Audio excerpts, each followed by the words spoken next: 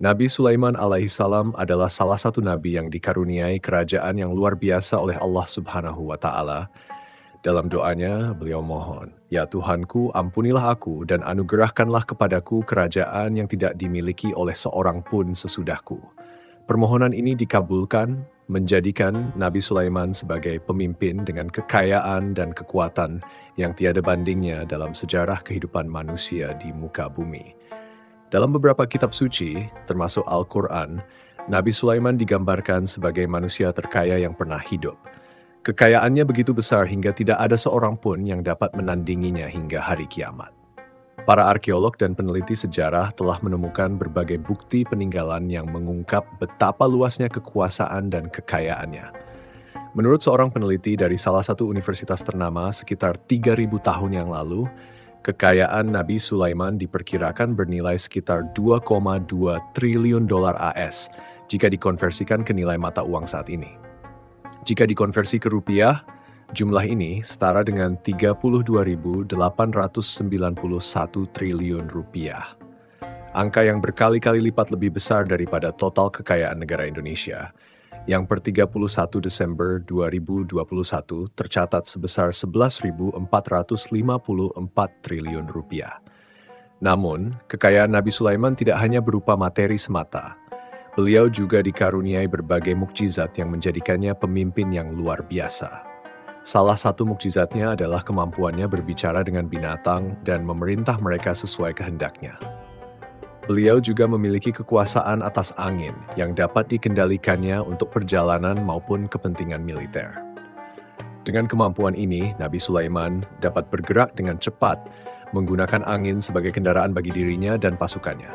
Selain itu, Nabi Sulaiman juga diberi kemampuan untuk melunakkan besi dan membentuknya menjadi pakaian perang yang sangat kuat, bahkan kebal terhadap senjata tajam.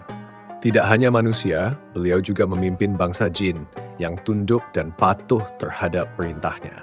Bahkan makhluk yang dikenal pembangkang seperti Stan dan Iblis pun takluk di bawah kekuasaannya. Salah satu peristiwa luar biasa yang menjadi bukti keistimewaannya adalah pemindahan singgasana Ratu Balkis dalam sekejap mata. Sebuah kejadian yang menunjukkan betapa besarnya kekuatan yang dimilikinya. Sebagai raja, Nabi Sulaiman dikenal dengan keadilannya serta kebijaksanaannya dalam mengelola kerajaan. Dengan kecerdasan yang luar biasa, beliau mampu menyatukan berbagai elemen kekuatan yang dimilikinya untuk membangun kerajaan yang tak tertandingi di masanya. Pasukannya adalah yang terkuat di muka bumi, terdiri dari manusia, jin, dan berbagai makhluk lainnya. Namun, di balik segala kekuatan dan kekayaan yang dimilikinya, pertanyaan mendasar yang muncul adalah, dari mana sebenarnya sumber kekayaan dan kekuatan Nabi Sulaiman alaihi salam? Jawabannya tidak lain dan tidak bukan adalah anugerah dari Allah Subhanahu wa Ta'ala yang memberikan kepada Nabi Sulaiman kerajaan yang tiada banding sebagai bentuk rahmat dan ujian baginya dalam menjalankan amanah kepemimpinan di muka bumi. Untuk mendapatkan jawaban dari pertanyaan ini, simak pembahasan berikut hingga akhir. Allah Subhanahu wa Ta'ala berfirman dalam Al-Quran, "Sungguh kami benar-benar telah menganugerahkan ilmu kepada Daud dan Sulaiman." Keduanya berkata, "Segala puji bagi Allah yang melebihkan kami dari kebanyakan hamba-hambanya yang beriman." Dan Sulaiman telah mewarisi Daud, dan dia berkata, "Wahai manusia, kami telah diajari memahami bahasa burung dan kami dianugerahi segala sesuatu. Sesungguhnya semua ini benar-benar karunia yang nyata." Quran Surat An-Naml ayat 15-16. Ayat ini menegaskan bahwa Nabi Sulaiman alaihissalam mewarisi Nabi Daud alaihissalam, tetapi bukan dalam hal harta benda. Sebab para nabi tidak mewariskan harta duniawi, melainkan ilmu, kenabian, dan kekuasaan. Rasulullah Shallallahu Alaihi Wasallam bersabda, "Kami para nabi tidak mewariskan harta, apa yang kami tinggalkan menjadi sedekah."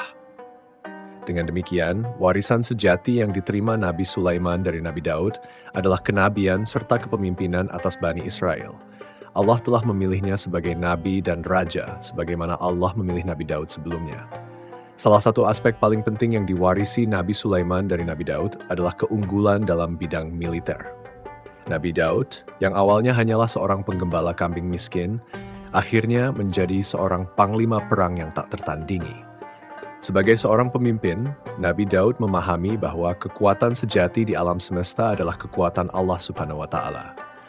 Salah satu momen paling bersejarah dalam kehidupannya adalah ketika beliau melemparkan batu dengan ketapelnya ke arah Jalut, seorang panglima perang yang kejam.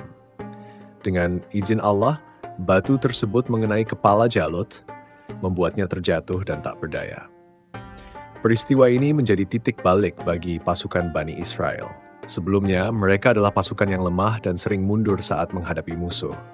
Namun, kehadiran Nabi Daud mengubah segalanya. Ia membawa semangat baru, strategi perang yang cerdas, serta keberanian yang tak tergoyahkan. Sepanjang hidupnya, Nabi Daud mengalami banyak peperangan, meskipun Al-Quran tidak menjabarkan semuanya secara rinci. Sebab Al-Quran bukanlah kitab sejarah, melainkan kitab petunjuk dan dakwah di jalan Allah. Namun, dalam salah satu ayatnya, Allah berfirman, "Dan kami kuatkan kerajaannya." Quran Surat Syad ayat 20. Ayat ini menunjukkan bahwa Nabi Daud tidak pernah terkalahkan dalam setiap peperangan yang diikutinya. Allah memberikan kemenangan demi kemenangan kepadanya, dan rakyatnya pun terdiri dari orang-orang yang bertauhid dan berserah diri kepadanya.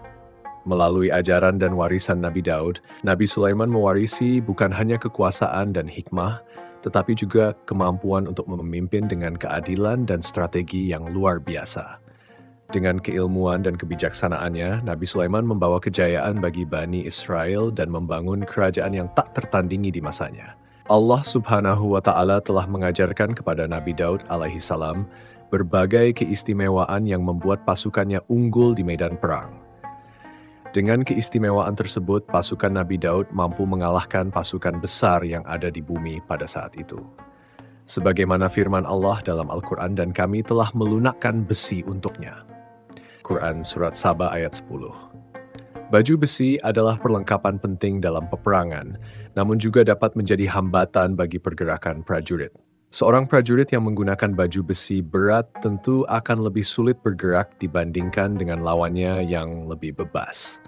Akan tetapi, dengan izin Allah, Nabi Daud mampu melunakkan besi dan menciptakan baju besi yang ringan dan fleksibel sehingga lebih nyaman digunakan oleh pasukannya.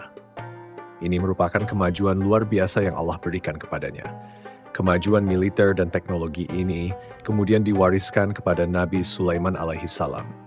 Dengan pasukan yang sangat kuat dan strategi yang unggul, Nabi Sulaiman memiliki kekuatan militer yang tidak tertandingi. Bahkan mungkin belum pernah ada yang menyamainya hingga kini. Allah Subhanahu wa Ta'ala berfirman, "Dan Sulaiman telah mewarisi Daud, dan dia berkata, 'Wahai manusia, kami telah diberi pengertian tentang suara burung, dan kami dianugerahi segala sesuatu. Sesungguhnya ini benar-benar suatu karunia yang nyata.'" Quran Surat An-Naml ayat 16. Suatu hari, Nabi Sulaiman menengadahkan tangannya, berdoa kepada Allah dengan penuh ketundukan. Hubungan antara para nabi dengan Allah tidak memiliki penghalang, tidak ada jarak, tidak ada sekatan waktu. Setiap doa yang dipanjatkan oleh Nabi pasti dikabulkan olehnya. Doa Nabi Sulaiman diabadikan dalam Al-Quran. "Ya Tuhanku, ampunilah aku dan anugerahkanlah kepadaku kerajaan yang tidak dimiliki oleh seorang pun sesudahku." Quran Surat Syad ayat 35. Allah Subhanahu wa Ta'ala mengabulkan doa tersebut dan menganugerahkan kepada Nabi Sulaiman sebuah kerajaan yang tak tertandingi. Ia mewarisi kekuasaan, kenabian, hikmah, serta ilmu dari Nabi Daud. Oleh sebab itu, ia dikenal sebagai Sulaiman Al-Hakim, Sulaiman yang bijaksana. Kebijaksanaan Nabi Sulaiman tidak hanya tercermin dalam keadilannya dalam memimpin manusia, tetapi juga dalam kasih sayangnya terhadap semua makhluk Allah. Ia tidak hanya memahami bahasa burung, tetapi juga dapat berbicara dengan mereka dan bahkan menjadikan mereka sebagai pembantu dalam menjalankan tugasnya. Jika Nabi Daud bertasbih, gunung-gunung, burung-burung, dan binatang buas ikut bertasbih bersamanya, bahkan angin pun berhenti sejenak untuk mendengarkan tasbihnya. Namun, Allah memberikan karunia lebih besar kepada Nabi Sulaiman. Bukan hanya burung dan binatang yang tunduk kepadanya, tetapi juga angin dan berbagai makhluk lainnya. Dengan kebijaksanaan, kekuatan, dan anugerah yang diberikan oleh Allah, Nabi Sulaiman menjadi salah satu pemimpin paling luar biasa dalam sejarah, menggabungkan keadilan, ilmu, dan kekuasaan dalam satu kesatuan yang sempurna. Nabi Sulaiman alaihi salam dianugerahi oleh Allah Subhanahu wa taala berbagai mukjizat yang luar biasa, termasuk kemampuannya memahami bahasa hewan. Salah satu kisah yang terkenal adalah ketika ia dapat mendengar percakapan semut yang berbicara kepada sesama mereka. Tidak hanya itu, Nabi Sulaiman juga mampu memerintahkan mereka, dan semut-semut itu pun taat pada perintahnya. Pasukan Nabi Sulaiman memiliki kekuatan yang belum pernah ada sebelumnya dalam sejarah. Tidak ada satupun pasukan di dunia yang mampu menandingi kehebatannya. Kekuatan ini berasal dari kombinasi yang sangat mengagumkan, manusia, binatang, jin, dan elemen-elemen lainnya yang tunduk pada perintahnya. Sebagaimana kita ketahui, jin adalah makhluk Allah yang tidak dapat dilihat oleh manusia, apalagi dihadirkan atau diperintah oleh mereka. Namun, Allah memberikan Nabi Sulaiman kemampuan untuk menundukkan jin dan menjadikan mereka sebagai tentaranya dalam peperangan. Bahkan, saat tidak ada peperangan, jin-jin itu bekerja sebagai buruh kasar di kerajaannya, membangun berbagai struktur megah dan melaksanakan tugas berat lainnya. Dengan pasukan sehebat ini, tidak ada kekuatan di muka bumi yang mampu mengalahkan Nabi Sulaiman. Selain jin, pasukannya juga diperkuat oleh burung-burung yang memainkan peran penting sebagai agen intelijen. Dalam peperangan, informasi adalah faktor yang sangat menentukan kemenangan. Burung-burung itu terbang ke wilayah musuh, mengamati situasi, lalu kembali kepada Nabi Sulaiman untuk melaporkan kondisi lawan. Dengan strategi yang begitu canggih, pasukan Nabi Sulaiman selalu unggul dalam setiap pertempuran. Tidak hanya jin dan burung, Allah juga menundukkan angin untuk Nabi Sulaiman. Dengan izin Allah, Nabi Sulaiman mampu mengendalikan angin dan menggunakannya sebagai kendaraan bagi dirinya dan pasukannya. Hal ini disebutkan dalam firman Allah, "Maka kami tundukkan kepadanya angin yang berhembus dengan baik menurut kemana saja yang dikehendakinya. Dan kami tundukkan pula kepadanya setan-setan, semuanya ahli bangunan dan penyelam, dan setan-setan yang lain yang terikat dalam belenggu. Inilah anugerah kami, maka berikanlah kepada orang lain atau tahanlah untuk dirimu sendiri dengan tiada pertanggungjawaban. Dan sesungguhnya dia mempunyai kedudukan yang dekat pada sisi kami dan tempat kembali yang baik." Quran Surat Syad ayat 36 hingga 40. Salah satu keistimewaan yang diberikan Allah kepada Nabi Sulaiman dan tidak dimiliki oleh nabi lainnya adalah kemampuannya menundukkan setan. Setan yang merupakan bagian dari bangsa jin dan dikenal sebagai makhluk pembangkang, sejatinya tidak dapat dikuasai oleh manusia, bahkan oleh jin yang saleh sekalipun. Namun, Allah memberikan Nabi Sulaiman kekuasaan penuh atas mereka.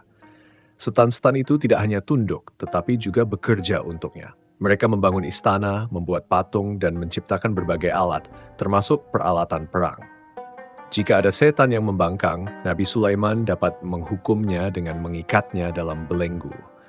Dengan kekuasaan yang demikian besar, Nabi Sulaiman menjadi raja yang tidak tertandingi, memimpin dengan keadilan, kebijaksanaan, dan kekuatan yang diberikan oleh Allah Subhanahu wa Ta'ala. Salah satu keistimewaan yang Allah Subhanahu wa Ta'ala berikan kepada Nabi Sulaiman alaihi salam adalah kemampuannya memerintah jin, bahkan menundukkan setan. Jin-jin yang berada di bawah kekuasaannya tidak hanya bekerja sebagai tentara, tetapi juga melakukan tugas-tugas luar biasa, seperti menyelam ke dasar lautan untuk mengumpulkan permata dan yakut. Jika ada di antara mereka yang menentang perintahnya, Nabi Sulaiman akan mengikatnya dengan rantai sebagai hukuman. Keistimewaan ini menunjukkan betapa besar kekuasaan dan kekayaan Nabi Sulaiman, di mana ia mampu mengatur berbagai makhluk di bumi atas izin Allah. Allah berfirman dalam Al-Quran, dan sebagian dari jin ada yang bekerja di hadapannya di bawah kekuasaannya dengan izin Tuhannya. Dan siapa yang menyimpang di antara mereka dari perintah kami, maka kami rasakan kepadanya azab neraka yang apinya menyala-nyala. Para jin itu membuat untuk Sulaiman apa yang dikehendakinya, dari gedung-gedung yang tinggi dan patung-patung, dan piring-piring yang besarnya seperti kolam atau periuk yang tetap berada di atas tungku. Quran Surat Saba ayat 12 hingga 13. Meskipun memiliki kekuasaan yang luar biasa dan nikmat yang begitu besar dari Allah, Nabi Sulaiman tetap menjadi hamba yang paling banyak berzikir dan bersyukur kepadanya. Ia tidak pernah lalai dari mengingat Allah dan selalu menyadari bahwa semua keistimewaan yang dimilikinya adalah anugerah dari Sang Pencipta. Sebagaimana Allah telah memberikan mukjizat kepada ayahnya, Nabi Daud alaihissalam, yaitu kemampuan melunakkan besi, Allah juga mengajarkan Nabi Sulaiman bagaimana memanfaatkan tembaga yang cair. Dalam peperangan, ia mencampurkan tembaga dengan besi untuk membuat perunggu, yang kemudian digunakan dalam pembuatan senjata seperti pedang, baju besi, dan pisau. Pada masa damai, tembaga dimanfaatkan untuk membangun istana, membuat perhiasan, serta berbagai benda lainnya yang memperindah negerinya. Namun, di balik segala nikmat yang diberikan, Allah menguji Nabi Sulaiman dengan sebuah ujian yang berat. Sebagaimana para hamba pilihan yang diberi kedudukan tinggi, ujian yang menimpa mereka pun sebanding dengan derajat yang mereka peroleh. Allah menguji Nabi Sulaiman dengan sebuah penyakit yang sangat berat. Menurut penuturan Imam Fakhruddin Ar-Razi, penyakit tersebut begitu parah, hingga tidak ada seorang pun yang mampu menyembuhkannya, baik dari kalangan manusia maupun jin. Para dokter terbaik pun tidak bisa menemukan obatnya. Bahkan, burung-burung yang berada dalam kendalinya berusaha menghadirkan berbagai jenis rumput dan tanaman yang dianggap memiliki khasiat penyembuhan. Namun tetap saja Nabi Sulaiman tidak kunjung sembuh. Hari demi hari, penyakitnya semakin parah. Hingga suatu saat ketika Nabi Sulaiman duduk di atas singgasananya, tubuhnya begitu lemah, seolah-olah ia hanya jasad tanpa roh, seperti orang yang telah mati. Rasa sakit yang dideritanya begitu hebat dan berlangsung dalam waktu yang lama. Namun, di tengah penderitaan itu Nabi Sulaiman tidak pernah berhenti berzikir kepada Allah Subhanahu wa Ta'ala. Ia terus berdoa dengan penuh kesabaran, meminta kesembuhan dan memohon pertolongan kepadanya. Dengan penuh ketundukan dan kecintaan kepada Allah, ia berserah diri sepenuhnya. Hingga akhirnya ujian itu berakhir. Allah mengangkat penyakit yang dideritanya, dan Nabi Sulaiman pun kembali sehat seperti sedia kala. Setelah melalui ujian penyakit yang berat, Nabi Sulaiman alaihissalam akhirnya memperoleh kesembuhan. Ia kembali merasakan kesehatan yang sempurna, dan dari pengalaman itu, ia semakin menyadari bahwa segala kejayaan, kekuasaan, dan kebesaran yang dimilikinya tidaklah berarti jika Allah Subhanahu wa Ta'ala tidak menghendakinya. Kesembuhannya menjadi pelajaran berharga bahwa hanya Allah lah yang memiliki kuasa atas segala sesuatu. Sebagai bentuk pengabdian kepada Allah, Nabi Sulaiman membangun sebuah tempat ibadah yang megah, tempat sujud bagi manusia agar mereka dapat beribadah dengan penuh khusyuk. Rumah ibadah ini menjadi bukti keunggulan seni arsitektur dan pahat di masanya. Proyek pembangunan ini melibatkan puluhan ribu pekerja yang masing-masing memiliki tugas khusus. Ada yang mencairkan logam, ada yang menjadi tukang pahat dan tukang ukir, ada yang membelah batu, serta yang memotong kayu.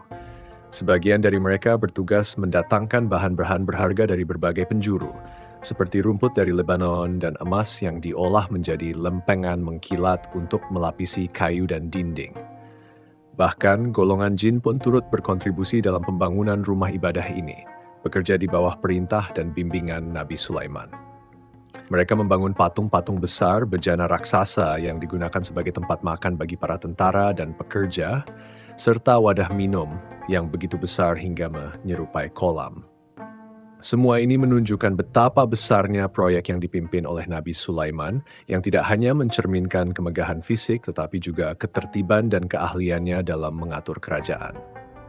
Sebagai seorang pemimpin yang bijaksana, Nabi Sulaiman alaihissalam tidak hanya mengawasi pembangunan dan urusan pemerintahan, tetapi juga memantau dengan cermat keadaan rakyatnya, serta pasukan yang terdiri dari manusia, jin, dan burung-burung.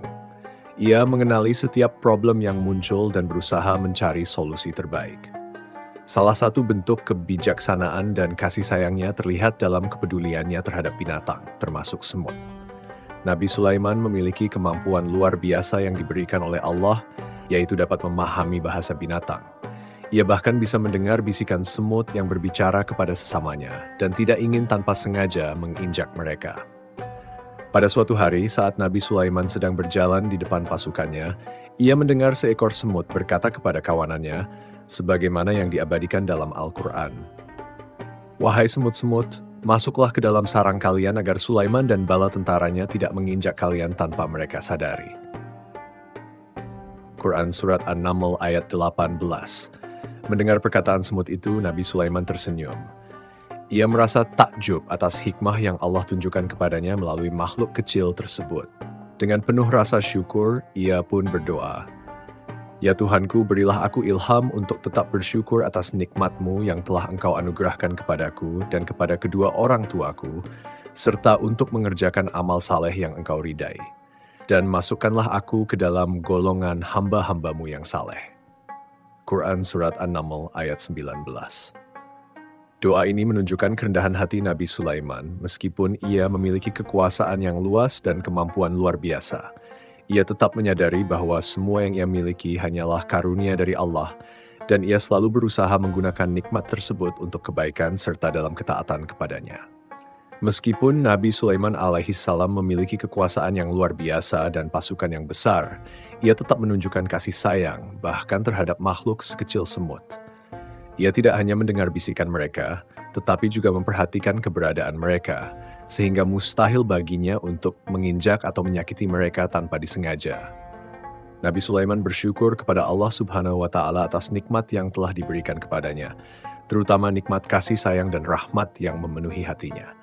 Selain dikenal sebagai raja yang bijaksana, Nabi Sulaiman juga merupakan salah satu manusia paling kaya di dunia. Istana yang dibangunnya begitu megah, terbuat dari kayu gaharu yang mengeluarkan aroma harum. Beberapa bagiannya dihiasi emas, sementara yang lainnya terbuat dari kristal yang berkilauan. Tak hanya itu, ia juga memiliki sebuah takhta besar yang terbuat dari emas dan permata, melambangkan kebesaran dan kejayaan kerajaannya. Namun di balik semua kemewahan itu, Nabi Sulaiman tetap hidup sederhana di hadapan manusia dan senantiasa merendahkan diri di hadapan Allah Subhanahu wa Ta'ala. Ia selalu bersujud dan memuji Allah sebagaimana ayahnya, Nabi Daud alaihissalam, yang senantiasa bertasbih dan mengagungkannya. Pada suatu hari, Nabi Sulaiman mengeluarkan perintah kepada pasukannya untuk bersiap-siap. Ia pun keluar dari istananya dan mulai melakukan inspeksi terhadap pasukannya satu persatu. Kelompok pertama yang diperiksa adalah pasukan manusia. Ia memperhatikan kesiapan mereka dengan saksama, memberikan perintah dan arahan yang diperlukan. Setelah itu, Nabi Sulaiman beralih kepada pasukan jin. Ia mengawasi mereka dengan teliti dan menindak tegas siapapun yang menunjukkan tanda-tanda kelalaian atau kemalasan dalam bekerja. Setelah memeriksa manusia dan jin, Nabi Sulaiman beralih kepada pasukan binatang. Ia memastikan apakah mereka telah diberi makan dengan baik, apakah mereka bisa tidur dengan nyenyak, dan apakah ada yang sedang sakit atau membutuhkan perhatian lebih. Nabi Sulaiman memperhatikan setiap detail, memastikan kesejahteraan semua makhluk yang berada dalam kepemimpinannya. Setelah merasa puas dengan kondisi pasukannya, Nabi Sulaiman memasuki tenda tempat berkumpulnya para burung. Ia mengamati keadaan di sekelilingnya dengan teliti hingga menyadari bahwa ada satu burung yang tidak hadir, burung hudhud. Allah Subhanahu wa Ta'ala mengabadikan momen ini dalam firman-Nya. Dan Dia memeriksa burung-burung lalu berkata, "Mengapa aku tidak melihat hudhud? Apakah dia termasuk yang tidak hadir?" Quran Surat An-Naml ayat 20. Burung-burung lain tampak terdiam, menunjukkan penghormatan mereka kepada pemimpin mereka, Nabi Sulaiman. Suasana menjadi tegang ketika ia mengarahkan pandangannya ke sekeliling, mencari sosok burung hudhud di antara mereka. Namun tak seorang pun mengetahui keberadaannya. Burung hudhud telah absen dalam apel wajib kali ini. Raut wajah Nabi Sulaiman mulai menunjukkan ketegasan dan ketidaksenangan atas ketidakhadiran burung tersebut. Tiba-tiba, seekor burung kecil memberanikan diri untuk berbicara. Dengan hati-hati, ia berkata kepada Nabi Sulaiman, "Wahai Nabi yang mulia, seharusnya hudhud ada bersamaku kemarin untuk menjalankan tugas penyelidikan. Ia adalah pemimpin misi tersebut, namun hingga kini ia belum kembali. Oleh karena itu, aku tidak pergi bersamanya." Mendengar hal itu, Nabi Sulaiman mengarahkan pandangannya ke seluruh kawanan burung. Wajahnya menunjukkan ketegasan. Ia menyadari bahwa hudhud tidak hanya absen, tetapi juga pergi tanpa izin dan tanpa memberitahu kemana tujuannya.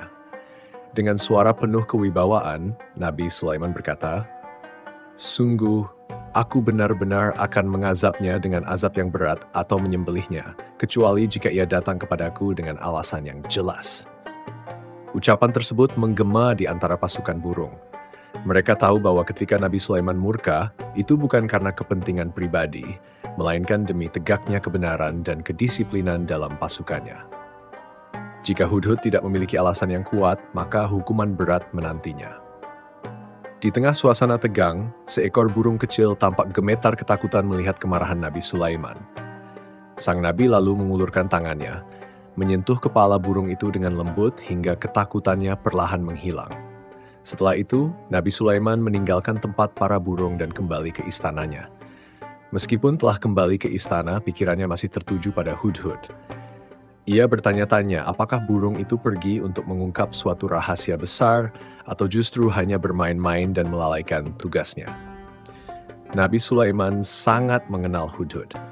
Burung itu terkenal cerdik dan fasih berbicara. Namun, terkadang ia juga suka bermain-main dan menunda pekerjaannya. Jika Nabi Sulaiman menemukannya sedang bermalas-malasan, Hudhud akan segera menyadari kesalahannya dan kembali bersikap serius.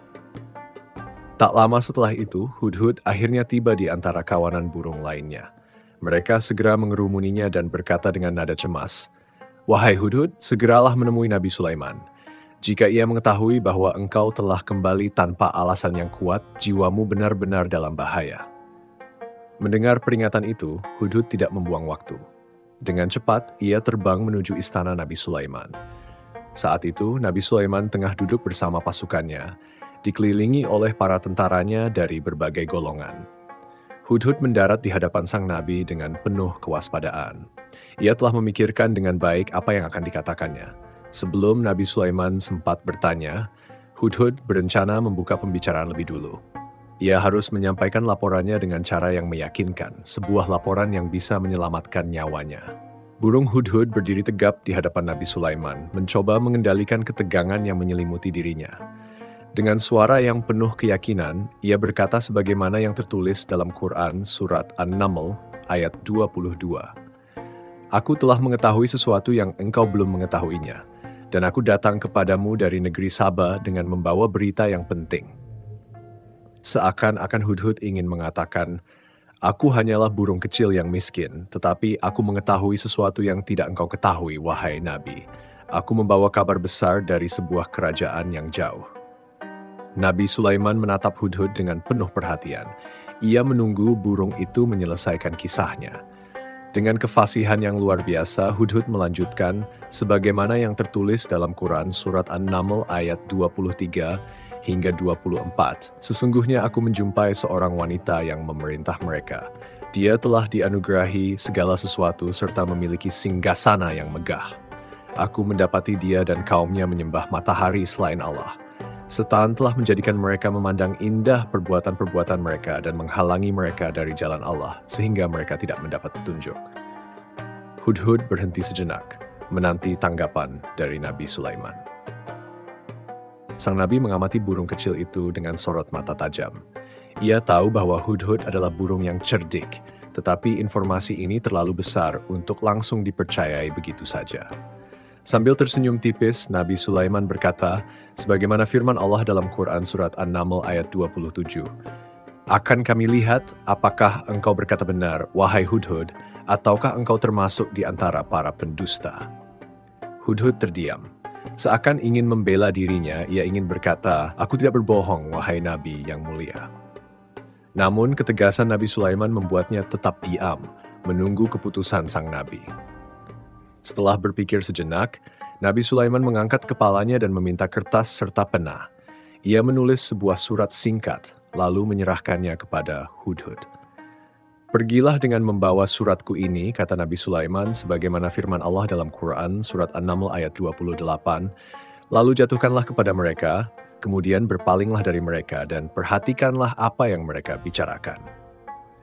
Hudhud menerima surat itu dengan penuh tanggung jawab. Tanpa menunda waktu, ia segera terbang menuju negeri Saba, melintasi padang pasir yang luas dan pegunungan yang tinggi, membawa pesan penting dari Nabi Sulaiman.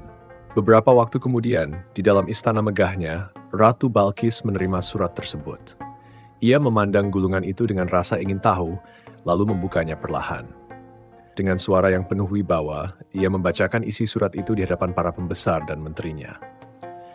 Wahai para pembesar, sesungguhnya telah dijatuhkan kepadaku sebuah surat yang mulia. Sesungguhnya surat ini berasal dari Sulaiman dan isinya berbunyi, dengan menyebut nama Allah yang Maha Pengasih lagi Maha Penyayang. Janganlah kalian berlaku sombong terhadapku dan datanglah kepadaku sebagai orang-orang yang berserah diri.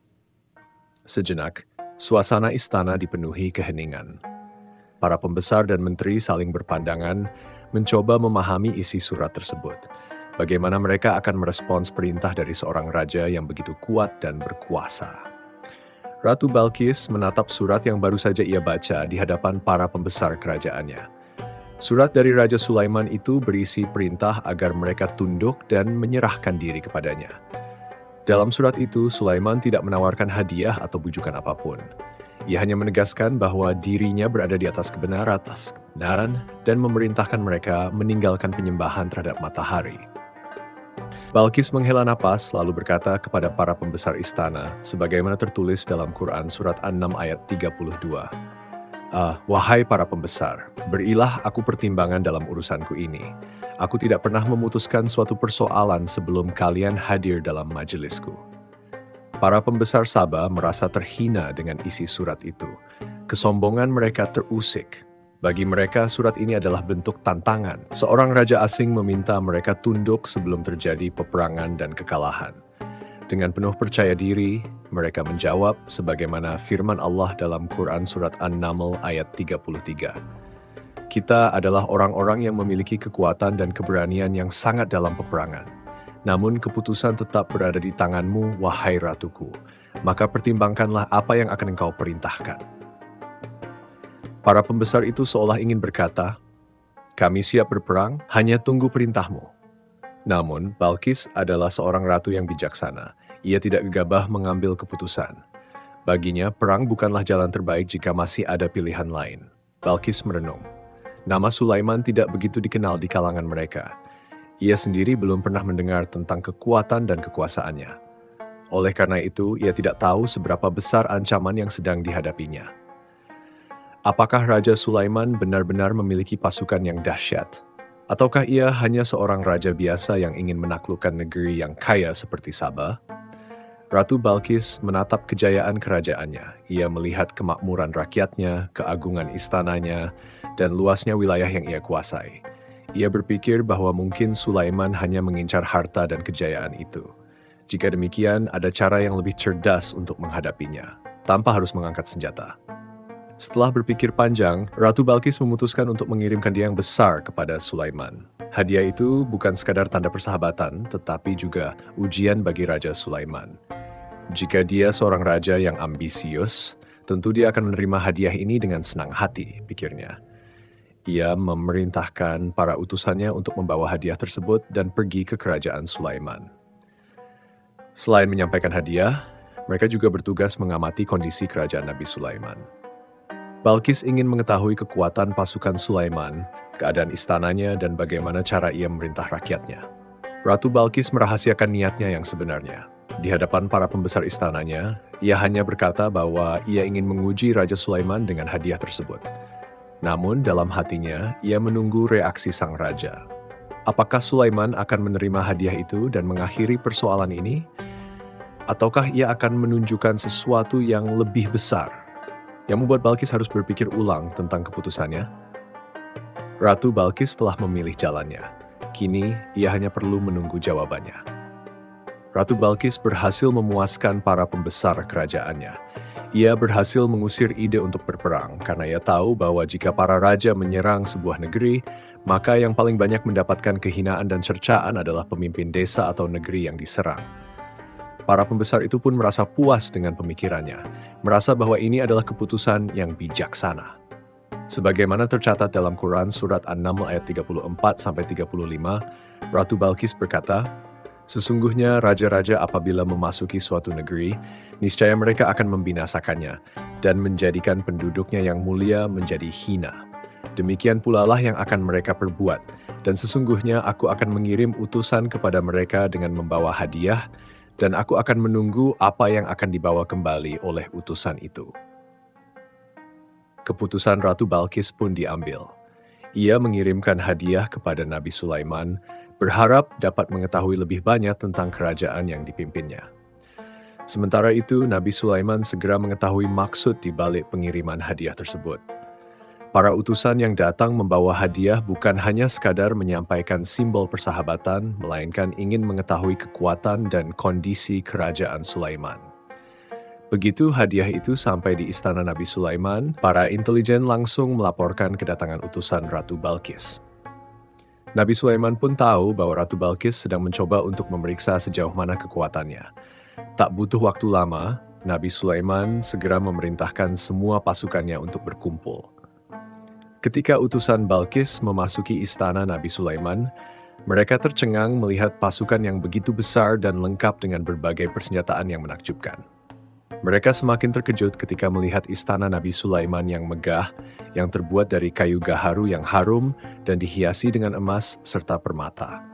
Kekayaan yang mereka bawa sebagai hadiah tampak kecil dan tak berarti di hadapan kemegahan istana tersebut. Mereka kemudian menyaksikan betapa kuat dan terorganisirnya pasukan Nabi Sulaiman. Tengah-tengah pasukan itu terdapat singa, burung, dan bahkan manusia yang mampu terbang. Para utusan pun menyadari bahwa mereka dihadapkan pada pasukan yang tiada tandingannya. Tak hanya itu, mereka semakin terperangah ketika dipersilakan untuk duduk dan menikmati hidangan yang disajikan untuk mereka. Makanan-makanan dari penjuru dunia tersaji di depan mereka dengan cita rasa yang lebih istimewa dibandingkan dengan makanan di negeri mereka sendiri. Piring-piring yang digunakan untuk menyajikan hidangan terbuat dari emas, dan mereka dilayani oleh para pelayan yang mengenakan perhiasan emas. Segala kemewahan dan kekuatan yang mereka lihat di kerajaan Nabi Sulaiman membuat mereka merasa sangat kecil dan tak berdaya. Mereka akhirnya menyadari bahwa mereka berada di hadapan seorang raja yang tak hanya kaya, tetapi juga memiliki kekuatan yang luar biasa. Di meja makan istana Nabi Sulaiman, terhidang berbagai hidangan mie burung, ikan laut, dan berbagai jenis daging yang begitu lezat. Namun, para utusan dari Ratu Balkis merasa kebingungan dalam memilih mana yang harus mereka makan. Di tengah kemewahan itu, Nabi Sulaiman makan dengan kesederhanaan. Beliau tidak makan bersama mereka di meja makan mewah, melainkan memilih untuk makan dengan piring kayu, menyantap roti kering yang dicampur minyak. Suasana makan itu dipenuhi dengan diam, menciptakan kesan wibawa yang luar biasa, begitu kuatnya, sehingga para utusan merasa terhormat namun juga malu. Setelah perjamuan selesai, dengan rasa malu mereka menyerahkan hadiah dari Ratu Balkis. Hadiah itu berupa emas yang sangat berharga. Tetapi bagi Nabi Sulaiman, hadiah itu tampak begitu kecil jika dibandingkan dengan kekayaan dan kemegahan yang ada di kerajaannya. Nabi Sulaiman melihat hadiah itu, lalu berkata dengan tegas seperti yang tercatat dalam Quran, Surat An-Nahl ayat 36. Apakah patut kamu menolong aku dengan harta? Apa yang diberikan Allah kepadaku lebih baik daripada apa yang diberikan kepadamu. Tetapi kamu merasa bangga dengan hadiahmu. Dengan kata-kata yang tajam dan segar, Nabi Sulaiman menolak hadiah tersebut. Ia tidak membutuhkan harta karena yang membuatnya puas bukanlah kekayaan, melainkan keimanan dan ketaatan. Ia kemudian menyampaikan pesan kepada utusan itu bahwa mereka harus datang kepadanya sebagai orang-orang yang berserah diri dengan rendah hati. Nabi Sulaiman melanjutkan dalam Quran Surat An-Nahl ayat 37. Kembalilah kepada mereka, sungguh kami akan mendatangi mereka dengan bala tentara yang mereka tidak kuasa melawannya, dan pasti kami akan mengusir mereka dari negeri itu dengan terhina. Mereka akan menjadi tawanan yang hina. Setelah memberi ancaman tersebut, Nabi Sulaiman meninggalkan para utusan Ratu Balkis yang terdiam dan berharap bahwa sang ratu akan datang untuk menyelesaikan masalah ini dengan cara damai. Segera setelah itu, para utusan kembali ke negeri Sabah dan melaporkan kepada Ratu Balkis bahwa negeri mereka berada di ujung tanduk. Mereka menceritakan kekuatan luar biasa yang dimiliki Nabi Sulaiman, serta bagaimana mereka tidak mampu melawannya. Mereka meyakinkan Ratu Balkis bahwa satu-satunya cara untuk menyelamatkan kerajaan mereka adalah dengan mengunjungi Nabi Sulaiman dan melihat langsung kebesaran kerajaan beliau. Ratu Balkis pun mempersiapkan diri untuk perjalanan itu. Sementara itu, Nabi Sulaiman duduk di kursi kerajaannya, dikelilingi oleh para pembesar, menteri, dan komandan pasukan. Beliau berpikir tentang sosok Ratu Balkis. Nabi Sulaiman tahu bahwa Ratu Balkis sedang dalam perjalanan menuju tempatnya dan perasaan takut tampaknya mengelilingi dirinya. Nabi Sulaiman bertanya-tanya tentang kemajuan kerajaan Balkis yang diterimanya dari intelijen, tentang kesenian dan ilmu pengetahuan yang berkembang pesat di kerajaan itu. Namun beliau juga merenung apakah kemajuan itu menjadi penghalang untuk menemukan kebenaran yang lebih besar. Apakah Ratu Balkis begitu bangga dengan kekuatannya dan kemajuan yang telah dicapainya hingga menganggap bahwa itu adalah segalanya? Nabi Sulaiman ingin memberikan kejutan yang luar biasa kepada Ratu Balkis agar ia menyadari bahwa hanya Islam yang diyakini Nabi Sulaiman yang mampu mendatangkan kemajuan dan kekuatan yang hakiki. Dengan demikian, Ratu Balkis dapat membandingkan keyakinannya yang menyembah matahari dan meraih kemajuan duniawi dengan keyakinan Nabi Sulaiman yang berlandaskan pada keimanan kepada Allah. Para mata-mata Nabi Sulaiman telah memberitahunya bahwa salah satu hal yang paling disegani dan dikagumi oleh kaum Saba adalah singgasana milik Ratu Balkis yang terbuat dari emas dan batu mulia. Singgasana itu dijaga oleh penjaga yang sangat disiplin, tidak pernah lalai sedikit pun. Nabi Sulaiman memutuskan bahwa sangat tepat untuk menghadirkan singgasana tersebut di kerajaannya sebagai kejutan bagi Ratu Balkis ketika ia tiba nanti. Dengan cara ini, Nabi Sulaiman ingin menunjukkan bahwa kekuatan dan kemajuan yang dimilikinya berlandaskan pada Islam, bukan kekuatan duniawi semata. Dengan harapan agar Ratu Balkis dapat melihat kebenaran dalam keislaman yang diyakini oleh Nabi Sulaiman, ide ini terlintas dalam pikirannya. Ia pun mengangkat kepalanya, menoleh kepada para pembesar istananya dan bertanya, seperti yang tercatat dalam Quran Surat An-Naml ayat 38, "Wahai para pembesar-pembesar, siapakah di antara kamu sekalian yang sanggup membawa singgasananya kepadaku sebelum mereka datang kepadaku sebagai orang-orang yang berserah diri?" Semua pemikiran Nabi Sulaiman berkisar pada bagaimana ia dapat memberikan petunjuk kepada kaum penyembah matahari agar mereka mengetahui jalan yang benar, jalan Allah.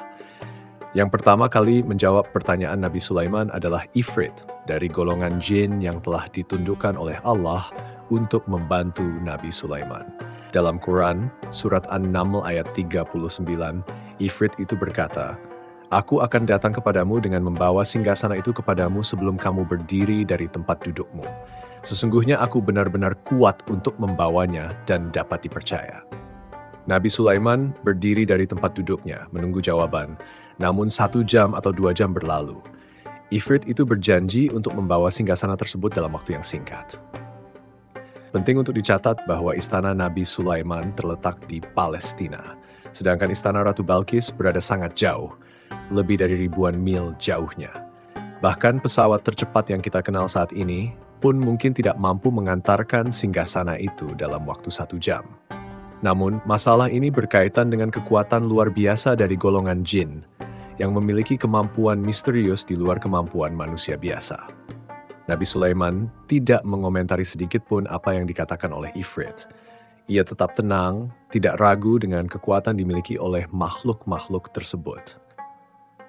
Setelah melihat kemampuan Ifrit untuk membawa singgasana, Nabi Sulaiman menunggu tanggapan lain yang bisa menghadirkan singgasana Ratu Balkis dengan lebih cepat. Ia menoleh kepada seseorang yang duduk di bawah naungan, seperti yang diceritakan dalam Quran Surat An-Naml ayat 40. "Berkatalah seorang yang mempunyai ilmu dari Alkitab, aku akan membawa singgasana itu kepadamu sebelum matamu berkedip." Tak lama setelah itu, tiba-tiba singgasana tersebut berada di depan Nabi Sulaiman lebih cepat dari kedipan mata.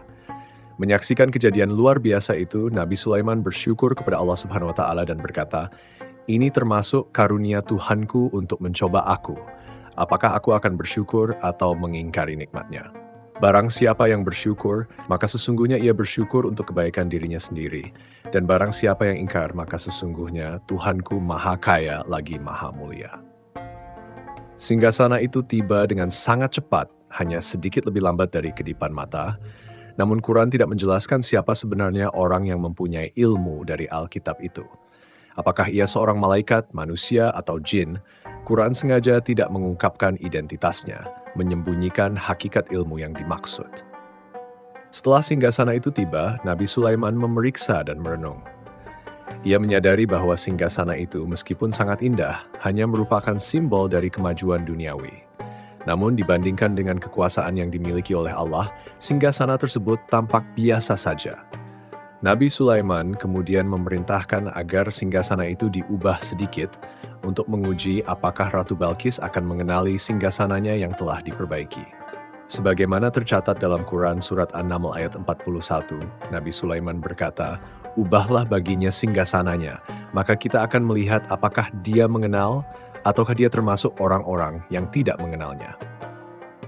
Nabi Sulaiman juga memerintahkan agar dibangun sebuah istana untuk menyambut kedatangan Ratu Balkis.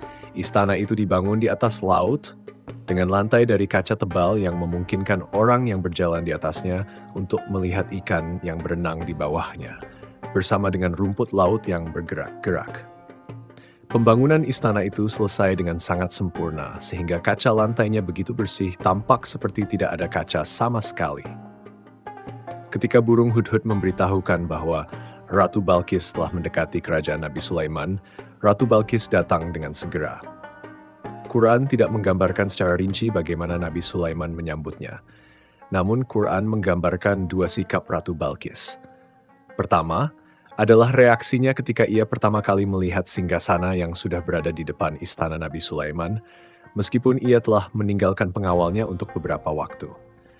Sikap terkejut dan kebingungannya menunjukkan bahwa ia benar-benar terkesan dengan apa yang dilihatnya. Ketika Ratu Balkis tiba di istana yang telah dibangun untuk menyambut kedatangannya, ia disuguhkan dengan pemandangan yang sangat mengagumkan. Istana itu dipenuhi dengan permata yang bersinar. Sementara di bawah lantainya yang terbuat dari kaca tebal, ikan-ikan berwarna-warni berenang dengan bebas. Semua keindahan ini membuat Ratu Balkis tercengang. Namun ada satu hal yang lebih mengejutkan lagi. Singgasana miliknya yang seharusnya berada di kerajaannya telah ada di depan istana Nabi Sulaiman. Dalam Quran Surat An-Naml ayat 42 dijelaskan, "Dan ketika Balkis datang, ditanyakannya kepadanya, 'Serupa inikah singgasanamu?' Balkis menjawab, 'Seakan-akan ini adalah singgasanaku. Kami telah diberi pengetahuan sebelumnya dan kami adalah orang-orang yang berserah diri.'" Ratu Balkis tercengang melihat singgasana tersebut. Awalnya, ia mengira itu adalah singgasananya yang telah dibawa lebih dulu oleh Nabi Sulaiman. Namun, keraguannya muncul begitu ia berpikir lebih dalam. "Jika ini benar-benar singgasanaku, lalu bagaimana bisa Nabi Sulaiman mendahuluinya?" pikirnya. "Dan jika bukan milikku, bagaimana bisa Nabi Sulaiman menirunya dengan begitu sempurna, padahal dia belum pernah ke kerajaanku?" Melihat kebingungannya, Nabi Sulaiman mengonfirmasi, "Apakah ini singgasanamu?" Balkis, yang merasa sangat terkejut dan bingung, akhirnya menjawab, "Sepertinya benar." Nabi Sulaiman, yang menyadari kebingungannya, melanjutkan, "Kami telah diberi ilmu sebelumnya, dan kami adalah orang-orang yang berserah diri." Pernyataan ini bukan hanya sekadar menjelaskan mengenai singgasana, tetapi juga mengisyaratkan kepada Balkis tentang perbedaan besar antara keyakinannya dan keyakinan Nabi Sulaiman. Nabi Sulaiman ingin Balkis membandingkan antara pengetahuan dan pencapaian ilmu yang diperoleh melalui penyembahan matahari dengan pengetahuan yang diperoleh melalui keislamannya. Dalam hal ilmu, Nabi Sulaiman telah mendahului Ratu Balkis, karena ilmu yang dimilikinya adalah hasil dari keimanan kepada Allah, bukan hanya hasil dari usaha manusia biasa. Balkis, yang selama ini menganggap kekuasaannya dan kemajuan kerajaan Saba sebagai puncak pencapaian, kini melihat bahwa semua itu tidak sebanding dengan kebesaran yang dimiliki Nabi Sulaiman. Ia tercengang lebih dalam lagi saat menyaksikan bagaimana hubungan erat Nabi Sulaiman dengan Allah telah memberinya keunggulan dalam berbagai bidang, mulai dari ilmu pengetahuan hingga kekuasaan yang luar biasa. Sebagaimana dijelaskan dalam Quran Surat An-Naml ayat 43. "Dan apa yang disembahnya selama ini selain Allah mencegahnya untuk melahirkan keislamannya, karena sesungguhnya ia terdahulu termasuk orang-orang yang kafir." Balkis merasakan goncangan besar dalam benaknya, melihat kenyataan yang berbeda dari apa yang ia percayai selama ini. Semua pencapaian dan kemajuan yang ia banggakan kini tampak sangat kecil dibandingkan dengan apa yang dimiliki Nabi Sulaiman melalui keislamannya dan hubungannya dengan Allah. Setelah menyaksikan berbagai kemajuan yang dicapai oleh Nabi Sulaiman, Ratu Balkis mulai menyadari bahwa keyakinan yang selama ini ia anut tentang penyembahan terhadap matahari hanyalah sebuah ilusi. Matahari yang disembahnya ternyata adalah ciptaan Allah, yang dikuasai dan digerakkan olehnya sesuai kehendaknya. Hati Ratu Balkis pun tercerahkan oleh cahaya kebenaran yang baru, yang tidak akan pernah tenggelam, seperti tenggelamnya matahari yang selama ini ia sembah. Keislaman dalam dirinya hanya menunggu waktu yang tepat untuk dinyatakan. Pada akhirnya Ratu Balkis memilih untuk mengumumkan keislamannya. Allah berfirman dalam Quran Surat An-Naml ayat 44, dikatakan kepadanya, "Masuklah ke dalam istana." Maka ketika ia melihat lantai istana itu, ia mengiranya sebagai kolam air yang besar dan ia pun menyingkapkan kedua betisnya. Nabi Sulaiman berkata, sesungguhnya itu adalah istana licin yang terbuat dari kaca. Balkis, yang terkejut melihat lantai istana yang begitu halus dan tampak seperti air, merasa perlu untuk menyingkapkan bajunya agar tidak basah. Namun, Nabi Sulaiman mengingatkannya dengan lembut agar ia tidak khawatir, karena lantai tersebut bukanlah air, melainkan kaca yang begitu halus dan transparan sehingga tampak seperti air. Pada momen inilah, Ratu Balkis akhirnya mengumumkan keislamannya. Dengan tulus, ia mengakui kezaliman yang telah dilakukannya terhadap dirinya sendiri dan berserah diri kepada Allah Tuhan semesta alam bersama Nabi Sulaiman. Keislaman Balkis tidak hanya mengubah dirinya, tetapi juga mengubah nasib kaumnya. Mereka pun mengikuti jejaknya, menerima Islam dan tunduk kepada Allah. Balkis menyadari bahwa ia kini berhadapan dengan penguasa terbesar di bumi, seorang Nabi Allah yang mulia. Untuk pertama kalinya, wajah Nabi Sulaiman tampak dihiasi dengan senyuman kepuasan yang menunjukkan keberhasilan misi mulianya. Setelah kejadian tersebut, Al-Quran tidak lagi mencatat kisah lebih lanjut tentang Ratu Balkis. Namun para ahli tafsir menyatakan bahwa ia menikah dengan Nabi Sulaiman. Ada juga yang mengatakan bahwa ia menikah dengan salah satu orang dekat Nabi Sulaiman. Beberapa sumber bahkan menyebutkan bahwa sebagian raja-raja Habasyah merupakan keturunan dari pernikahan ini, meskipun hal ini tetap menjadi hal yang tidak pasti. Nabi Sulaiman pun hidup dalam kemuliaan dan kejayaan yang luar biasa. Namun, sebagaimana takdir setiap makhluk hidup, kematian pun datang menjemputnya. Allah menetapkan kematian untuk Nabi Sulaiman dengan cara yang penuh keajaiban. Sebagaimana kehidupannya yang penuh dengan keajaiban, kematiannya juga menunjukkan kebesaran Allah. Dalam Quran Surat Saba ayat 14, Allah berfirman, "Maka tatkala kami telah menetapkan kematian bagi Nabi Sulaiman, tidak ada yang menunjukkan kepada mereka kematiannya itu kecuali rayap yang memakan tongkatnya. Maka tatkala ia telah tersungkur, tahulah jin bahwa sekiranya mereka mengetahui yang gaib, tentulah mereka tidak akan tetap dalam siksa yang mengenakannya." Kematian Nabi Sulaiman merupakan bukti keajaiban dan kebesaran Allah yang tetap memegang kendali atas segalanya, termasuk kehidupan dan kematian nabinya. Kejayaan Nabi Sulaiman di dunia ini pun berakhir, namun warisan ilmu dan kebijaksanaan yang ia tinggalkan tetap abadi. Kematian Nabi Sulaiman menimbulkan fitnah di tengah-tengah manusia dan jin. Hal ini menimbulkan keraguan di kalangan mereka tentang kemampuan jin dalam mengetahui perkara gaib. Banyak yang bertanya-tanya, mengapa jin yang selama ini melakukan perbuatan luar biasa ternyata tidak mengetahui kematian Nabi Sulaiman. Mereka mungkin berpikir jika jin dapat melakukan hal-hal luar biasa, lalu mengapa mereka tidak tahu tentang kematian sang nabi?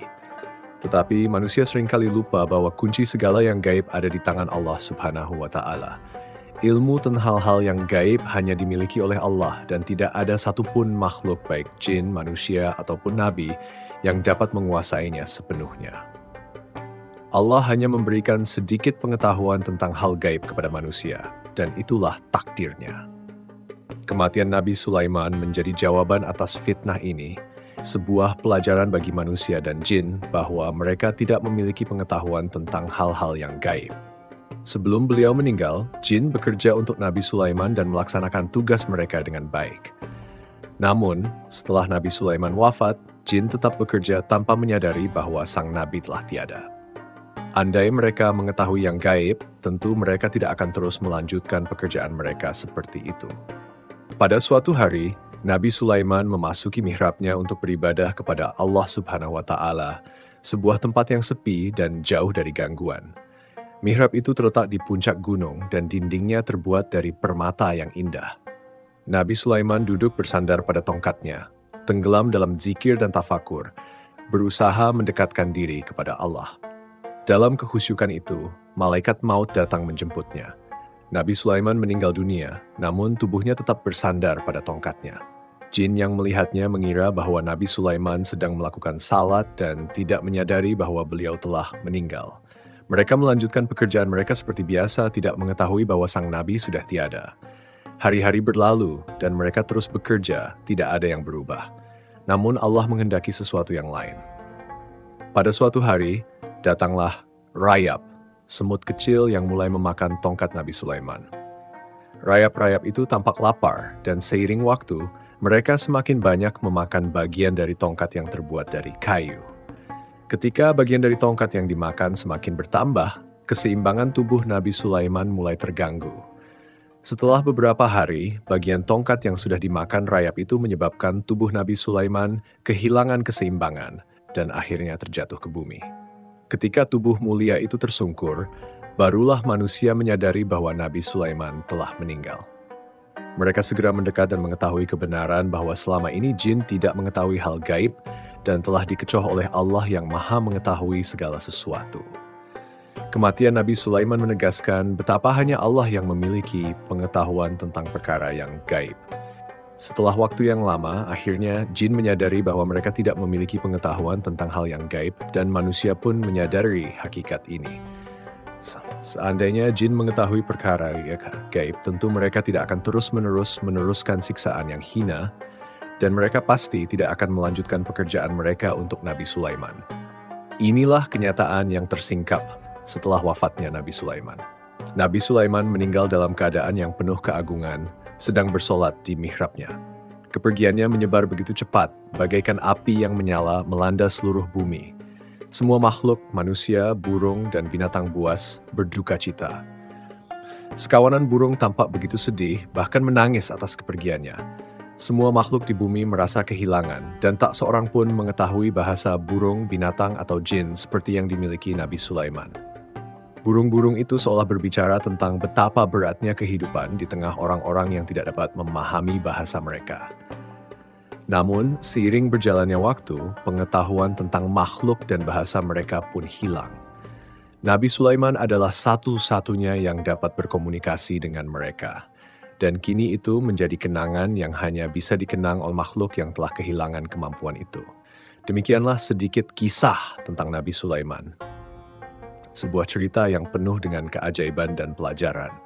Semoga cerita ini bermanfaat dan menjadi inspirasi bagi kita semua. Terima kasih atas perhatian dan waktunya. Mohon maaf jika ada kekurangan. Sampai jumpa di cerita berikutnya. Sekian, wassalamualaikum warahmatullahi wabarakatuh.